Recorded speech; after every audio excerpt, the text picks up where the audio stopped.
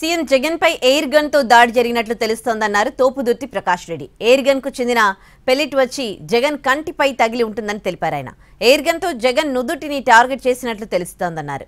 CM Jagan పై దాడి రాయితో జరిగింది కాదని స్పష్టం చేశారు తోపుదుర్తి ప్రకాష్ రెడ్డి.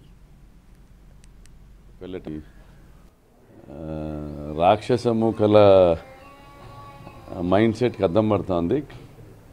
మరి ఇది చంద్రబాబు నాయుడు గారి విధానానికి అద్దం పడుతూ ఉంది. అంటే అధికారం రావాలి, ప్రజలకు మేలు చేయకూడదు, ఎవరినైనా చంపైనా రావాలి, ఎంతకి తెగించైనా బరి తెగించైనా అధికారంలోకి రావాలనేది చంద్రబాబు నాయుడు గారి విధానం. ఇది స్పష్టమవుతోంది. ఎందుకంటే అది ఆషామాషిగా ఏదో తాగి రాయేసాడనేటువంటి పరిస్థితి అయితే కనపడట్లేదు. అందులో ఒక షార్ప్ ఆబ్జెక్టు, అది నేను అనుకుంటున్నది ఎయిర్ గన్కి సంబంధించినటువంటి పెల్లెట్ అనుకుంటాను.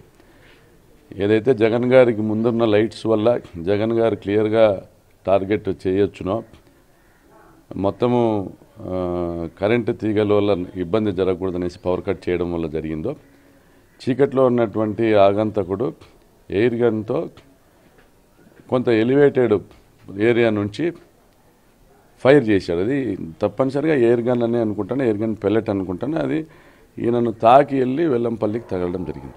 అంటే అక్కడికే ఈయనను తాకేటప్పటికే దాని వేగము మందగించి వెల్లంపల్లికి తగిలింది. అది తప్పనిసరిగా అది ఆయన కనతకు గురిపెట్టి ఏం చేశారనేసి నేను అనుకుంటా ఉన్నా. తప్పనిసరిగా జగన్మోహన్ రెడ్డి గారికి పెద్ద ప్రమాదమే జరగాలని కోరుకున్నారు. బట్ రాష్ట్ర ప్రజల అదృష్టం ఆయనకు